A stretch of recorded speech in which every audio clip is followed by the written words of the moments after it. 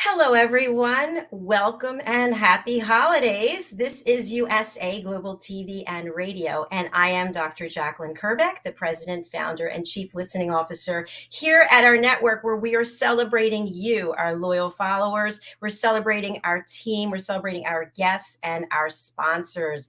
Our show today is Authentic Achievements, and our topic is the top 10 things that we're letting go of as of December 31st, 2022. Joining me is the star of our show. She's based in London. Her name is Kim-Adele Randall. She's highly successful and accomplished as an author, as a coach, as a business owner, as a strategist. And she comes here every week just opening her heart and just sharing stories that are so relevant that draw people in all the time. Let's hear what she's been up to. Welcome to the program. Hi, Dr. JACALYN. How are you? I'm well, thanks. How are you? I'm good, thank you. How was your festive period? It was festively unfestive. I just spent the time working basically and working out. How about you? Yeah, it was lovely. I had my little girl this year, Scarlett. So it was fun packed, albeit poor little soul did end up being really poorly. So lots of time curled up in front of the TV watching Christmas movies, which is a real joy, to be fair, albeit not that you ever wish your child to be poorly. That's beautiful, though. That's what the holidays are about, spending time with family, and especially a child, and that curiosity, and everything is new and exciting and fresh. So I'm very happy for you and for Scarlett as well. And let's not forget Pudding. Oh, no. Pudding won't let us forget. I'm sure he's bound to join in on the show at some point. We welcome him. So we'll see how we get on. Well, Kim, we talk about a lot of different topics on this show, and I've gotten really wonderful feedback about everything that you're sharing. So thank you so much for doing that. Today, we're going to talk about 10 things that we're letting go of as of the end of this year.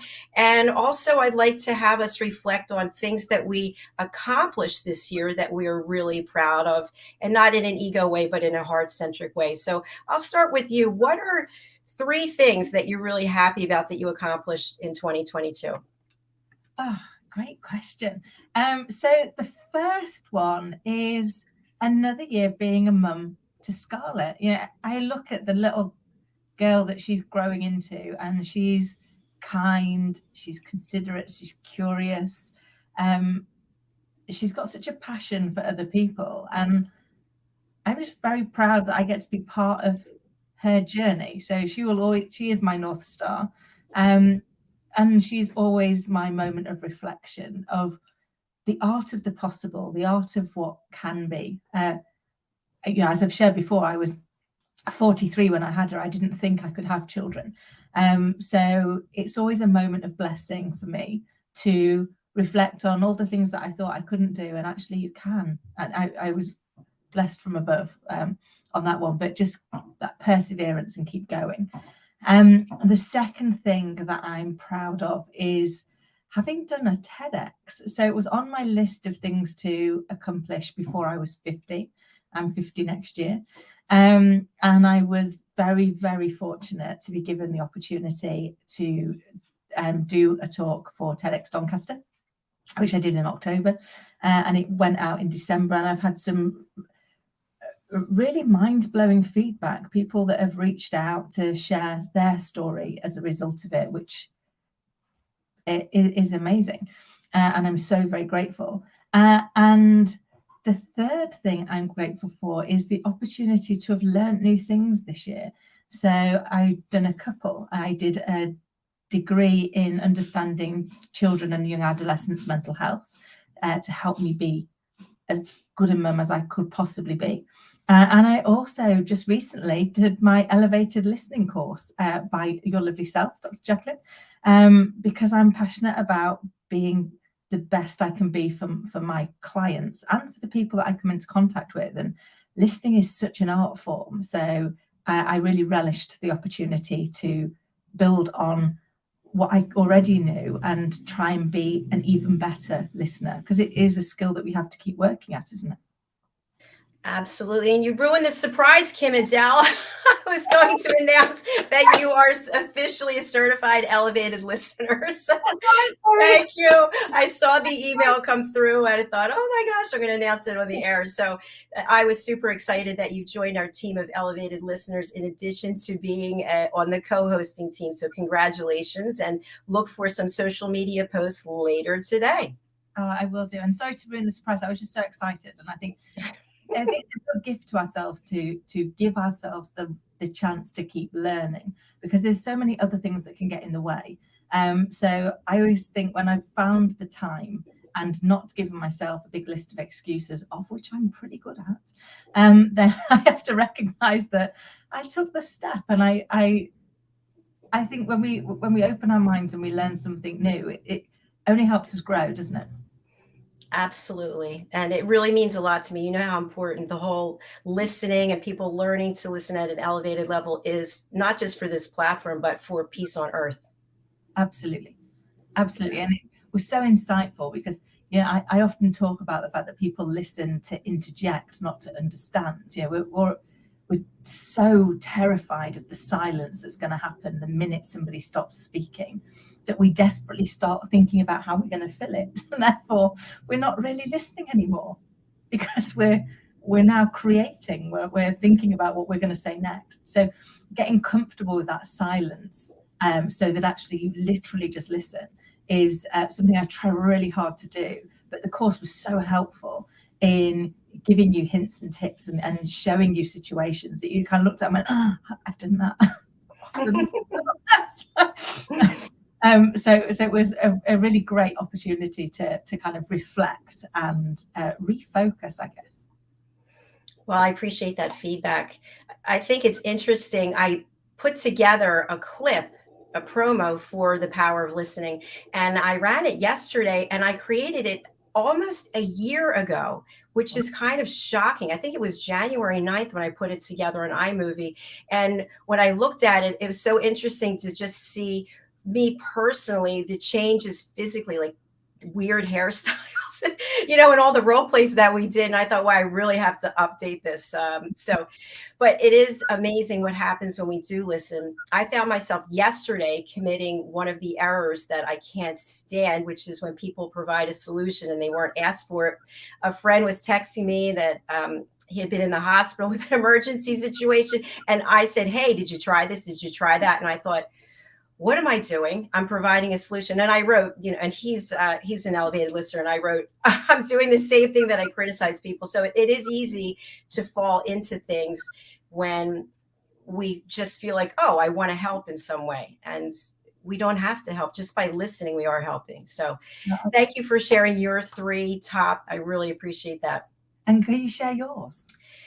Yes, I definitely can. Let me think. I would say the first is the books that I published, because I've mentioned this before on the air that I really never thought about writing, except I wrote my doctoral dissertation, which is a completely different kind of writing.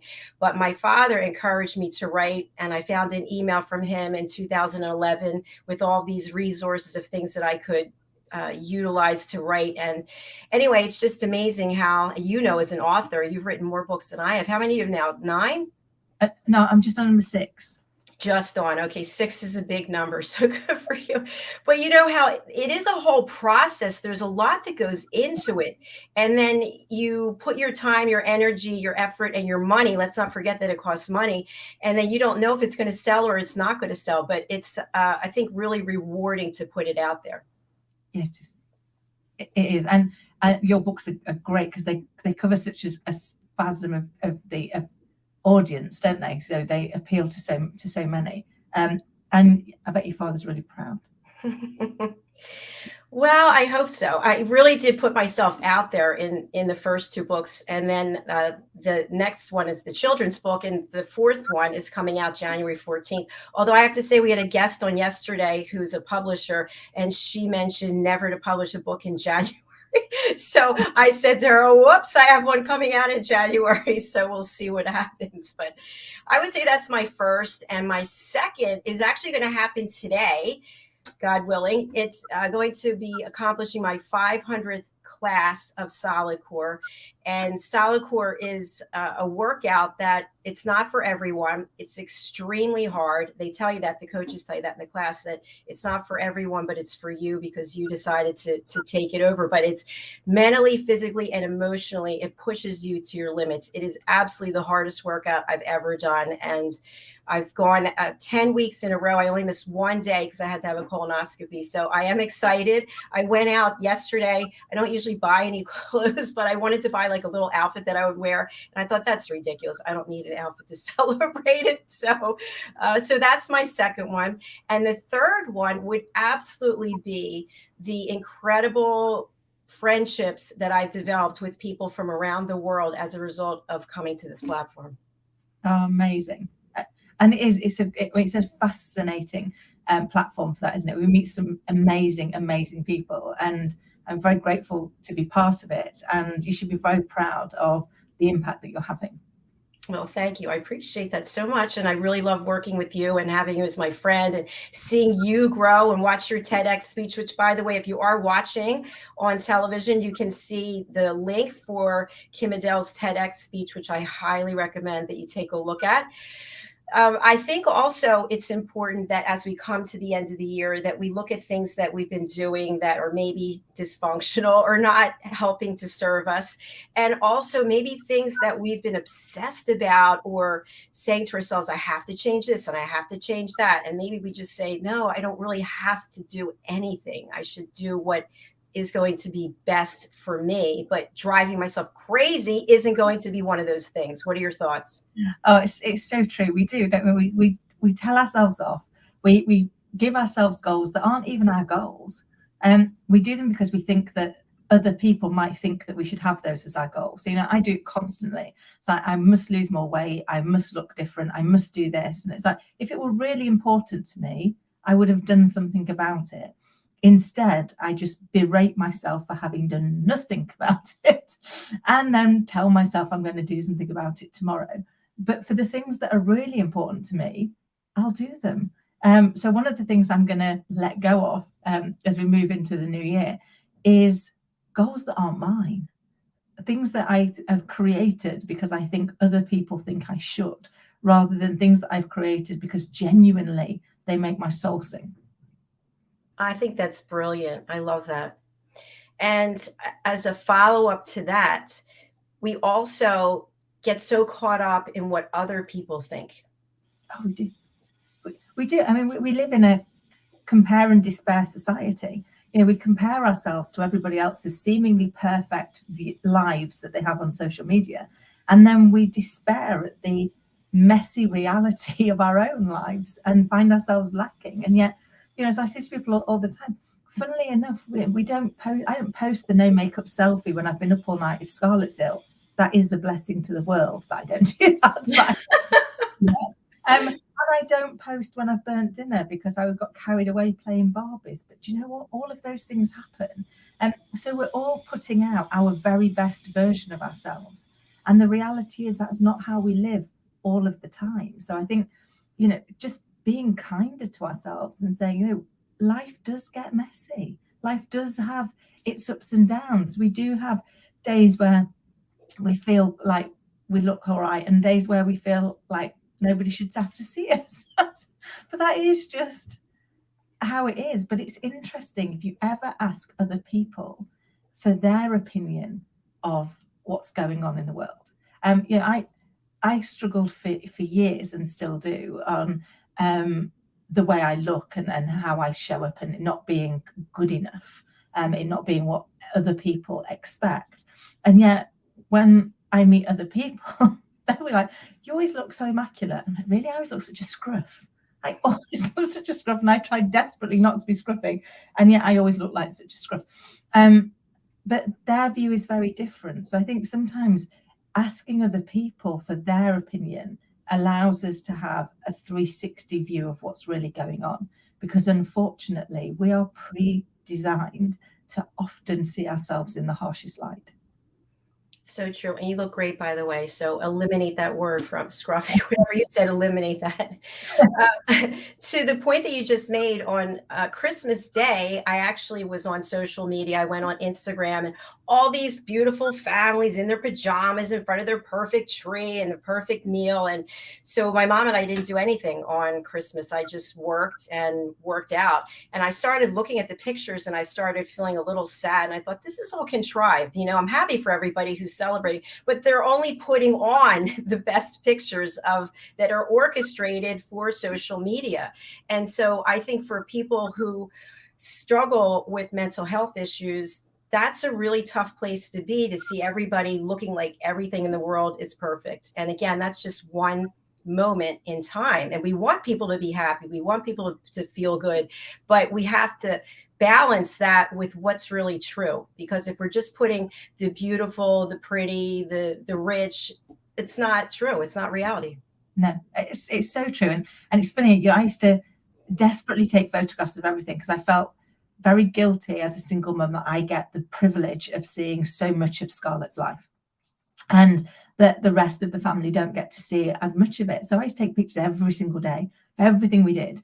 And then it was about a month, maybe 2 months ago, that I suddenly went, you're not being present, because you're busy taking a picture of whatever moment of joy we're having to share it with other people, rather than just being present.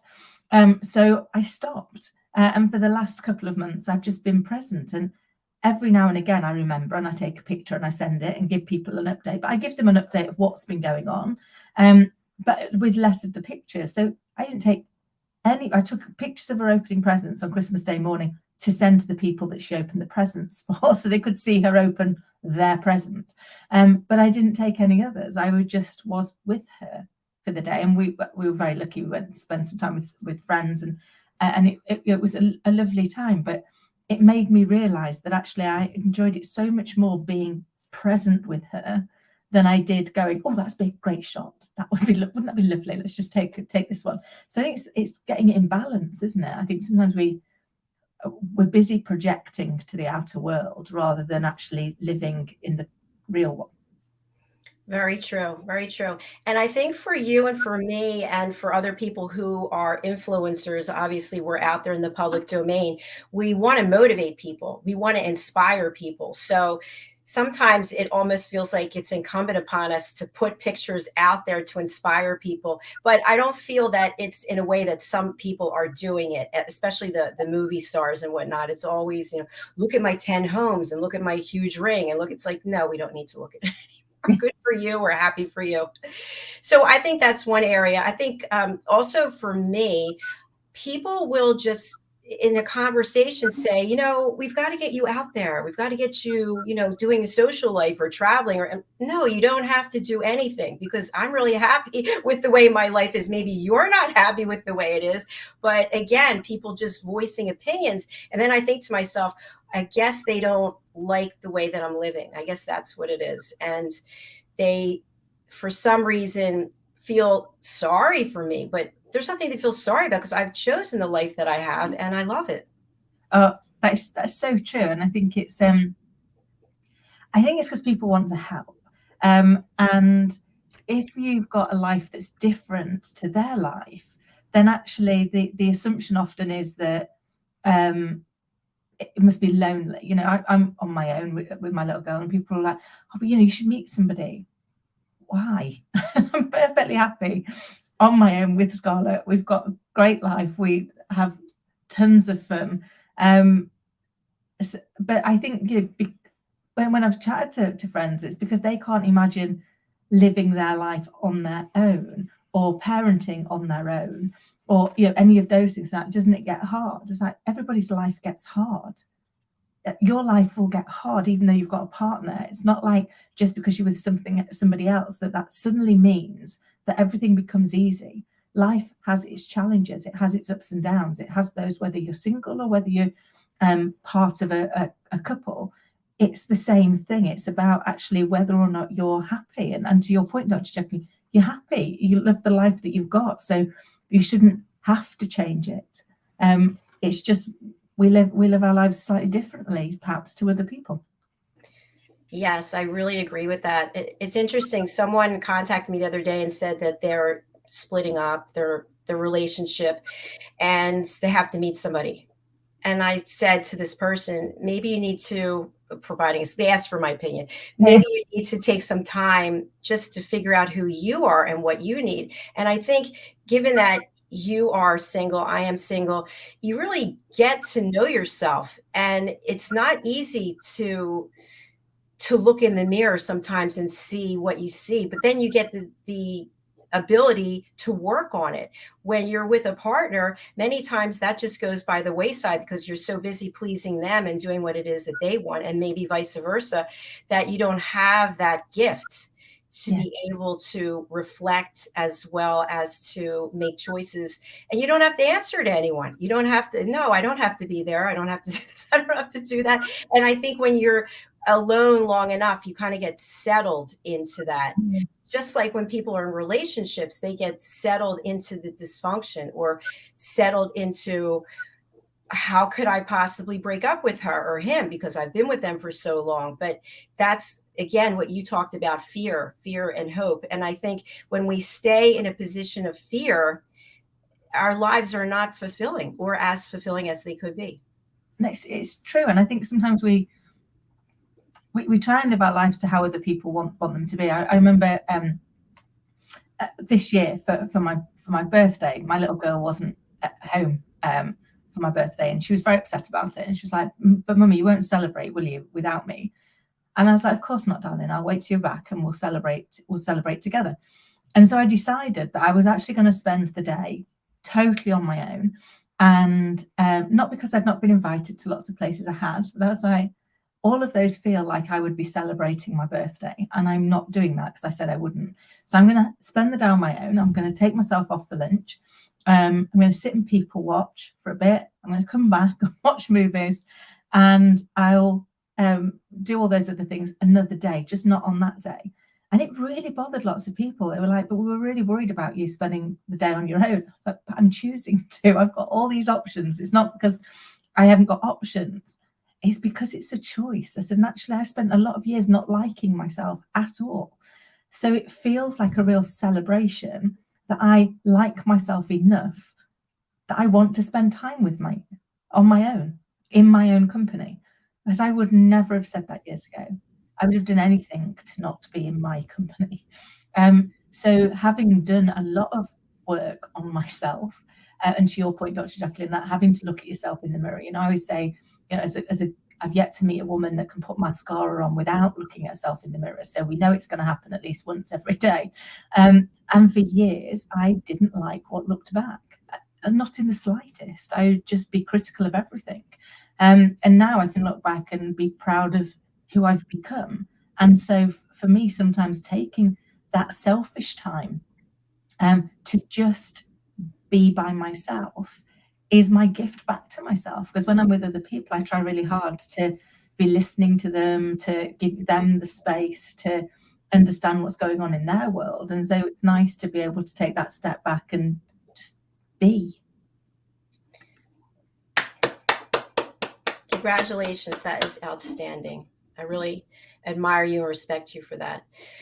I spent during the pandemic both of my birthdays by myself. I spent Christmas by myself. And this year coming, I'll be 60 and I'll be by myself. So I am thrilled with it because I'm going to get a massage. I'm going to have my nails done, things I haven't done in at least a year. And I'm going to go work out twice, and that's what I want to do. I probably work, I don't even know. But for some people, like turning 60, for example, it's almost like they need other people around. I have to have a big party. I have to go on a trip. I have to do this. I have to do that. And that's great for them. I don't need that. In fact, I had a very special birthday that I actually went over to Europe. I'm not going to say where in case the person's watching. And I had a friend come with me, and it ended up that most of the trip was spent with my friend fixing her makeup and what she's going to wear and drying her hair. And so literally hours were lost with this obsession that the person had. And I thought to myself, why did I bring this person? I would have been much better off by myself. And I actually returned on another trip by myself, and it was wonderful. So for anybody out there, spend some time alone. You would be shocked what might come up for you. And I think once you get over that initial feeling of panic and anxiety, you're going to have a big smile on your face. There's so much opportunity out there, and you're going to learn about yourself, things that might surprise you. Oh, it's so true. And I remember when my husband separated, I took Scarlett on holiday. It was the only thing that I didn't know if I knew how to do it. Because I was like, I can do everything else. I lived on my own before. I went on holiday on my own lots of times, but I've never been on holiday with my child. And she would have been 15 months at the time that we went away. And the only thing that I couldn't work out if I knew how to do it was, how was I going to cope with a toddler and a pram and a suitcase and security? So if I get through that, I think I'm going to be fine, right? But I was amazed how many people I met, and people were really kind and really lovely. But I met so many people, and I went to the duty free, and I was milling around, getting bits and bobs. And this lady started chatting to me, and she went, who are you going on holiday with? And I was like, well, my daughter. And I'm sorry, Pudding's decided. Oh, hi, Pudding. Words. And she was like, and who else? And I went, well, my daughter. Surprised. And she went, you're joking. She said, I've been on my own for 7 years, and I've never gone away with my children, just my children. She says, I've always taken a friend or a family member or something. And she was like, did you not think to take somebody? And I was like, no, never crossed my mind. I want to work out if I can do this. So this is going to be fine. And they were super kind, and they gave me staff discount because they were so impressed that I was taking my child on my own with nobody else. Which was very, very kind of them. And I was so, so grateful. But everybody I met was so genuinely surprised. And I was like, but she's no more difficult to look after in another country than she is at home. So looking after her is easy. I do that every day. So all I need to work out is, can I navigate these additional challenges? And then we'll be fine. But it was amazing how quickly, and to your point earlier, how quickly people give us their view as their opinion. Their opinion was I was extremely brave. And I was like, why am I brave? I'm going on holiday. It's not brave. It's just, I'm going to do something that I'm going to thoroughly enjoy with a person that I love spending time with. That's not brave. That's like indulgent. That's it's a gift. Well, it's a gift, and I'm dead excited about it. But I guess that's how we look at the world, isn't it? Some people look at the world and they see the opportunities, and other people look at the world and see the challenges. And yet both are there all of the time. In every day, there is opportunity and there's challenge. It's about which one we choose to focus on the most, I think. Absolutely. I agree with you. And I have a comment I just want to share from one of our favorite people here, Anne Louise O'Connell, watching over on LinkedIn. She writes, bravo. She is the founder of OC Publishing. She's in Canada. Thanks so much for being with us, Anne. Thank you. So the other day, I went for a walk. It was dark. I took the person I live with. You know who it is. I'm going to say her name. And she was a little concerned about going because it was dark, and I was holding on to her. And I said, look what a beautiful night it is. And people they have the Christmas lights up, and the moon was out.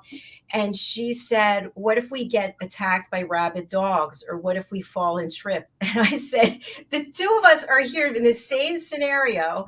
And one person sees it one way and one person sees it another way. And of course, as you get older, you start to get a lot of fears, I would guess. That's what but I choose to find the positives. And I've been like that, I would say, most of my life. And I remember it was an executive for one of the companies where I worked. I was speaking with her about the fact that this is many years ago. I was in this dysfunctional relationship.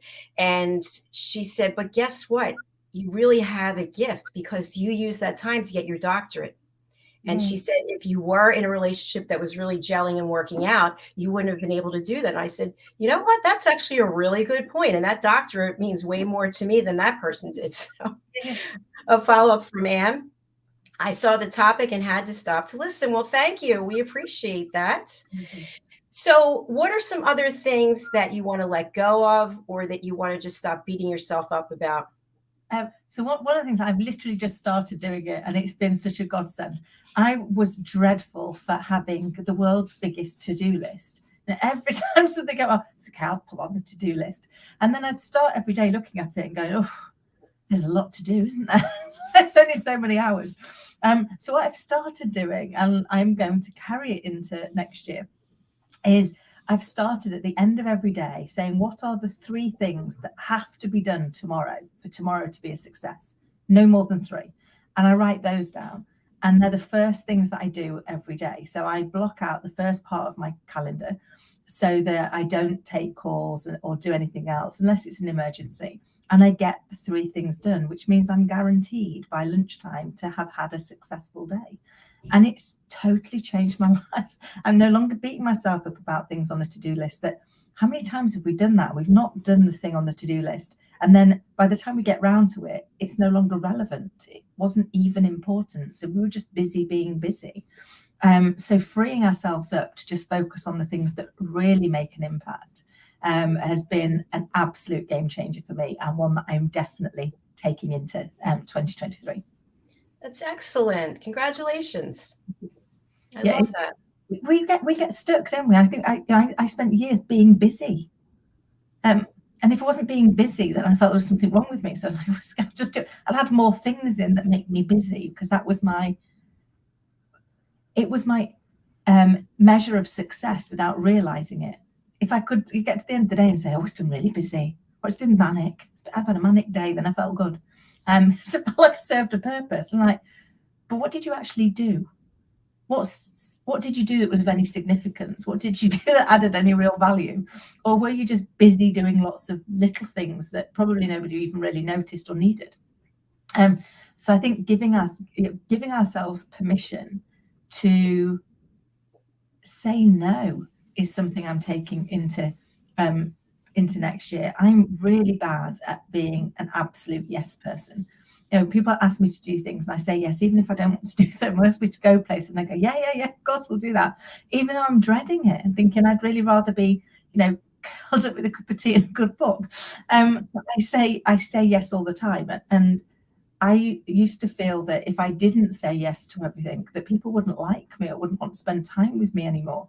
And then I realized that I was doing lots of things that I didn't enjoy, that I didn't want to do, that other people might really want the opportunity to be a part of. And so now I give myself permission to say no to things that I don't want to do. We all have to do some things that we don't want to do. So, I mean, there's a caveat to it. But, the things where actually it's of no detriment if you don't do it, and you can actually just choose to say, I'd rather not, thank you. Because I think we're often so busy trying to be everything to everybody, we forget to be who we need to be for ourselves. That takes a lot of courage.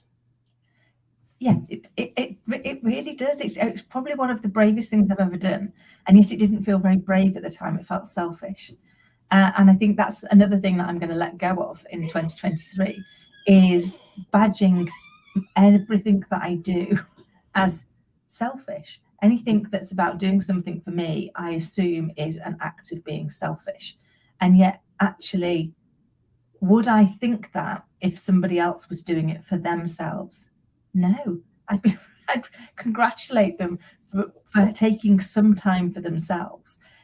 And so, another thing that I'm going to let go of is assuming everything that I do for myself is selfish, and putting myself first on occasion. Doing things like, I would never dream of not cooking a meal from scratch if I've got Scarlett at home or if I've got other people around. I love cooking, so I go all out. And we just spent for the holidays loads of time making pâtés and jams and things to take round to people, because we love cooking. Scarlett loves cooking. And yet when it comes to it's just me and I'm in on my own, I always think, it's just a bit over the top to go to all that effort, Kim. It's just for you, so I'll have beans on toast or something. And I've stopped doing that and gone, actually, no, if you go to the same amount of effort for other people to cook them a nice meal, why won't you go to the same effort for yourself? And it's not selfish to go to that level of effort for yourself, because you're a person too. And I think that's been a real changer for me. I think that shows a lot of growth, a lot of maturity. Yeah, it feels like I've grown quite a lot, because when I think of the kind of where I've come from to where I am. When my little girl used to go to her dad's when we first separated, I was convinced if I didn't spend every minute of the time that she was away from me doing something for her, then I was basically saying I didn't really want to be a mum. I mean, what a ridiculous statement. It's ridiculous. But that's what I created. So I would spend the whole day alphabetizing her books. She was 13 months. She couldn't read. She didn't know if they were alphabetized or not.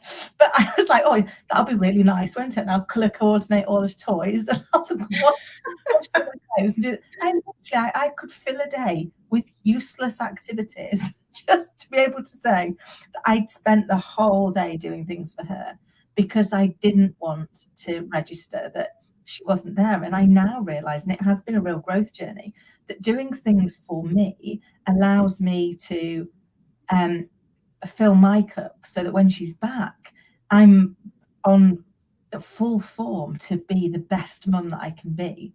And that taking time to recharge isn't selfish. It actually allows me to be the best person I can be for her and for everybody else in my life. But for many, many years, about 48 of them, I thought anything I did for me was taking away from other people. I now realize that anything I do for me actually helps me give more to other people, because it keeps me recharged. That's brilliant. And I hope our audience embraces that and takes it into their own lives, because I know when I was growing up, I was told that I'm part of the me generation, that it's all about me, and that's selfish. And what we realized, and I think for me, I started realizing it when I was going through the certification process to be a coach, is that you have to work on yourself. If you can't work on yourself, there's no way you can help anybody else. And I think to your point about busy, to me, that's like a 4-letter word. When someone says, I'm so busy, really, are you productive? Are you creating something? Are you giving back? Are you putting out? What are you doing? And many times, oh, I don't even know. The day just went by. I was busy doing this, busy doing that. And they really weren't creating anything of value. They were just taking that gift of time that's so precious and just filling it. Yeah, it's so true. And I think it is a way that we have all learned to measure ourselves. We say, oh, if you had a busy day, or were you then predisposed to feel like you should say yes, because if not, you've been lazy. It's like, actually, some days, no, I haven't been busy at all. I've had a really chill day, and I'm really proud of that, and I'm not going to feel guilty about it. And I spent years being guilty, and it's funny. I looked back at it was actually a recommendation. It's on my LinkedIn from years ago. I mean, I worked with this guy in 2001 to 2005. So, we're talking nearly 2 decades ago. And he wrote at the end of it, her work rate is legendary. And I couldn't understand it. And yet now, and I consult for clients all the time, and they joke that I can get, people say, do you just have more hours in your day than everybody else? And I'm like, no, I don't. I'm just quick.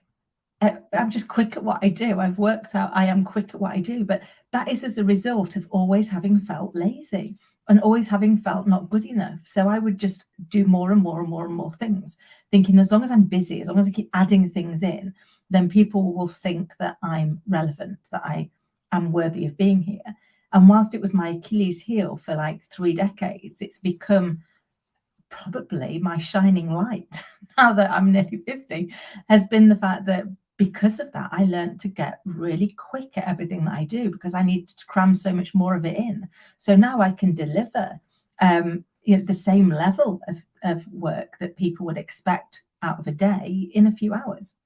So I get to enjoy the rest of the hours being a mum, spending time with Scarlett. So I think sometimes with anything, our overplayed strength becomes a weakness, and an overplayed weakness, which in my case was busyness, has become a strength.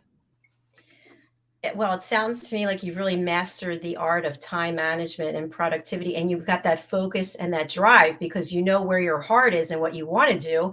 And so you get the other things done very efficiently instead of putting them off. How many times do we hear people, and maybe we've done it too, where there's something that we don't want to do and we just keep talking about it? I dread this, I dread that. Well, just do it, get it out of the way, put that check mark next to it. I know for me, one of the things that I'm really working on, I wear my Apple Watch all the time. I don't have it on today. And I don't have it on because I wear it when I go to sleep. So it monitors my sleep and my steps. And I know that today I wasn't going to be able to go out and run before the show. So I didn't want the watch reminding me that I was a loser because I didn't get enough sleep and I didn't go out and run, and it would really bother me. So I've been saying to myself, how could you let a watch, guide you in what you're doing? Because my whole thing is my obsession with my weight. And I've been obsessed with my weight my entire life. And then that has to go along with what I'm eating and what I shouldn't be eating and what I want to eat and I'm going to eat. And then I hate myself. It just goes around and around and around. And so the watch is almost like an accountability partner saying, hey, but when you're working and you're broadcasting, I can't be out jogging. So I can't be in solid core. So anyway, that's something that I'm really working on. So I said to myself, I'm not going to wear the watch because I'm not going to be told that I'm a zero, which I'm interpreting. And then when it's time for me to go to solid core, I always get there early and I walk a mile before class and then I walk after class. And I could run tonight. So then I'll have the watch on and I'll get the yay. Good job. You closed all your circles today, your rings. Woo! Which makes no difference in the big picture of life. I love that though, but it's like I used to put things on my to-do list that I'd already done just so that I could tick them off. Because then I can tick them off and I can get some level of gratitude from it. Like, you've added in work. You've written down something you've already done to tick it off. It's like, can I tell you, I've done that too. I have a clipboard with I don't have it right here, but I have those, the legal pad, the yellow with the lines, and I save every day. I have a file. Why am I saving? I don't know, but I'll go back and go, oh yeah, you spoke to this person. You did that. Like a week later when I'm putting the paper away, I'm like, why are you doing this? No one's going to see it but you. Why are you even right? It just doesn't make sense. But Anne Louise O'Connell, she's saying that she does this too. Thanks for sharing that. It's like my mum, bless her, who I adore. She was hall secretary for one of the universities over here in the UK. And when she was there for about 23 years, I think. And when she came to leave, we were kind of setting everything up and I'd gone in to help her with the computer. Now, bearing in mind, it was years ago, so it was back on floppy disk. Everything was backed up to floppy disk. And then we'd done a copy of the floppy disk. And then I found out that she'd got everything in duplicate in physical paper form for 22 years. She had every menu that they'd ever had. And I was like, why? She went, somebody might want to know. I went, what they ate on Wednesday, the 14th of March. Oh my gosh. Wow. Has anybody ever asked you that? And she was like, no, but you could see that like anxiety. But what if they do? You can't like. I was like, is it backed up on the files twice? And she was, yeah, well, we can get rid of the paper. Maybe you should go into the canteen and have a coffee and leave it to me. I like it. We'll get rid of it. But she couldn't bring herself to because she didn't want anybody to think that she'd not done a good job. So the fact that she could get to anything if anybody ever asked was her measure. And I remember thinking, that's what we do, isn't it? We put all these external things there that we go, as long as we can meet these external checklists that we've told ourselves, whether it's your watch, whether it's my to-do list, whether it's my mum's filing cabinet, if we can meet this external thing that we've decided is a measure of success, then we can say that we've been successful. Even when we tell other people about it and we have to laugh at ourselves while we're doing it, going, but that's ridiculous. That's actually ridiculous.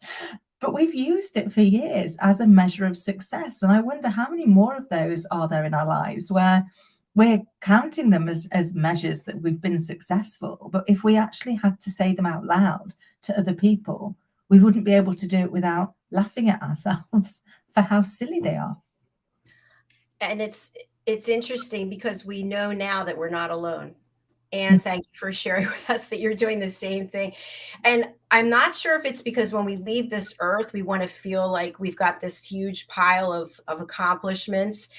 Maybe that's it. I've shared before that I was all about the gold stars. And I have to say, I'm still about the gold stars because when I think about the watch, that's what the watch is. I want to get those 3 rings that are closed.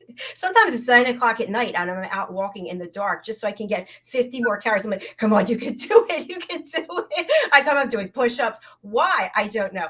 But as we close out the year, we have to be realistic of what it is we're really going to let go of and what we're not. And I think to just say that I'm not going to have the watch be telling me, be giving me feedback, I should say, that's not true. I have to take small steps. And I hope that people realize that when you have certain patterns of behavior that you've had for a long time, you can't just go, okay, that's it, I'm done, because you'll fall back and then you'll be disappointed.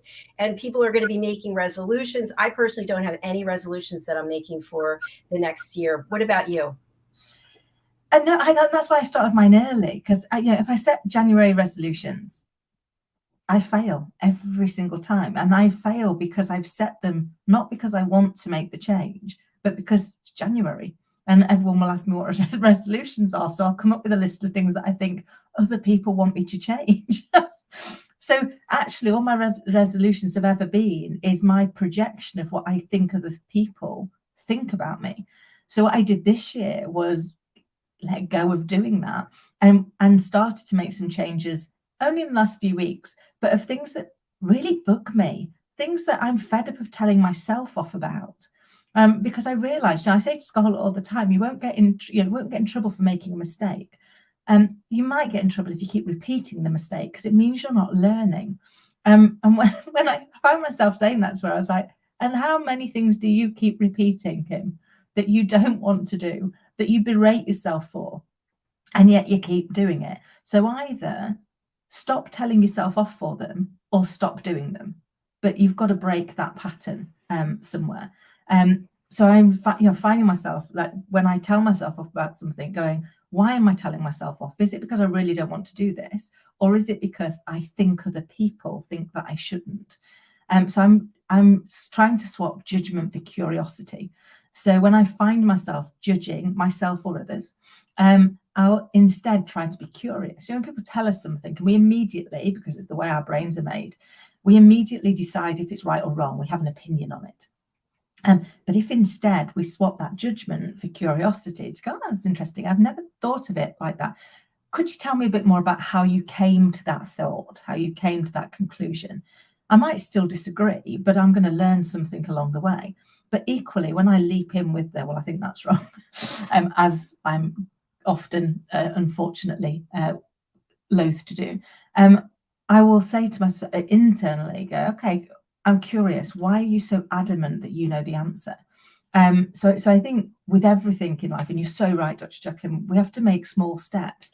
It's not about massive change, it's evolution, not revolution. Because if we revolutionize things, likelihood is we're going to come back to our comfort zone and we'll end up having not moved forward. But if we evolve, if we take what we're doing and we just keep iterating, we just keep finding what's that tiny little bit that we could change that's going to make us feel like it is a better fit for us. If we focus on that, so I think that's my word for next year is iteration. What can I iterate about everything that I'm doing to help me evolve to be the best version of myself? Kim-Adele, you are spot on all the time. I love what you're sharing, and somebody else does too over on Facebook. I don't know who you are. If you want to type your name and where you're joining us from, we'd love to know. I don't know if this is the same person or not, but they will try that. That's fabulous. I'm glad. I hope it works. Let us know. Yeah, for sure. And by doing the show with you for a year now, it's been a year, right? It's hard to believe. I found out that we have a lot of things in common. It's amazing. And I love the fact that you are curious. I'm curious too. I love to ask people, well, what are you doing? And what are you learning? I love to hear, like yesterday, we had a guest on who was a naval aviator, and he's opening his own business, which is a parking lot for trucks. And he's doing the whole business. All the knowledge that he's getting is from YouTube. So he's watching YouTube videos about how to start a business, especially in this area. And I thought, how cool is that? That, there's information out there that people have put together, and he's sharing his journey of what he's doing to help other people. So I love the curiosity. And it's Maria Eduardo, one of our team members, another elevated listener joining us. Thank you so much. And Anne writes, I love evolution, not revolution. Fantastic. And by the way, we are over our time because the power of etiquette matters. Is the guests are probably waiting for me backstage in the other room, the other studio. Thank you so much for engaging with us. So Kim-Adele, how can people reach out to you? Please also mention about the TEDx speech and who would you like to contact you, and talk about your books as well. Okay, of course. So if you want to get in touch, either because you've got a passionate curiosity you'd like to uncover, then please do so at kim@kimadelrandall.com, or you can find out what I've been up to at www.authenticachievements.com. There is my TEDx, which you can see on the banner, or if you're listening on the radio, if you type in Kim-Adele Randall and TEDx, you should find it. And I would really welcome people's thoughts and feedback, because as Dr. JACALYN said earlier, when you write a book, when you do a speech, you put yourself out there, and that's really uncomfortable because people might not like it. And you don't really get a lot of feedback. So if anybody is willing to watch it and give me some feedback, I would greatly appreciate it. Thank you. Thank you so much. You have a beautiful rest of your day, and Happy New Year to you. And again, congratulations on everything you're accomplishing, and also for taking the power of listening and joining our team of elevated listeners. I'm super excited to put together your certificate. And also you earned another certificate here, which is our President's Club Award. Congratulations for that. And you're adding a lot of great value to our platform and to me personally. So thank you. Bless you, and likewise. And to you, to your loved ones, and to everybody listening and watching, I wish you all a happy, healthy, and prosperous 2023. Fantastic. Thank you again. Okay. Bye. And thank you to each and every one of you out there. I really do appreciate you. I say this over and over again. When it comes to Friday and the end of the week, I just take a few moments to think about all the people that I got to meet over the week and where they're from in various parts of the world, what I learned. I'm always learning something new, and it's just an incredible blessing.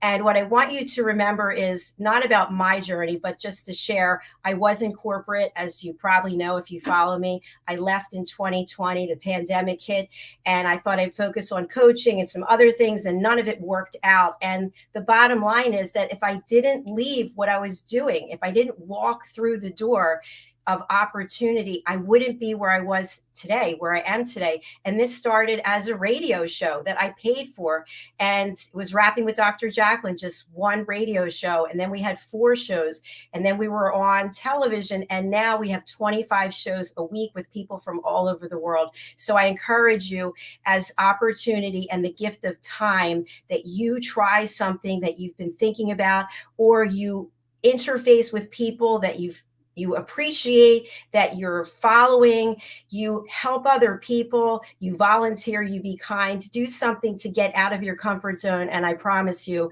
something amazing is going to happen for you. Thank you again for those of you who are engaging with us on social media. I appreciate it. I don't know if this is Maria or someone else, but I really do thank you for it. Okay, I've got to get over to the other studio for the Power of Etiquette and Manners. We will be right back shortly. Please do stay where you are, and Happy New Year to each and every one of you. Bye for now.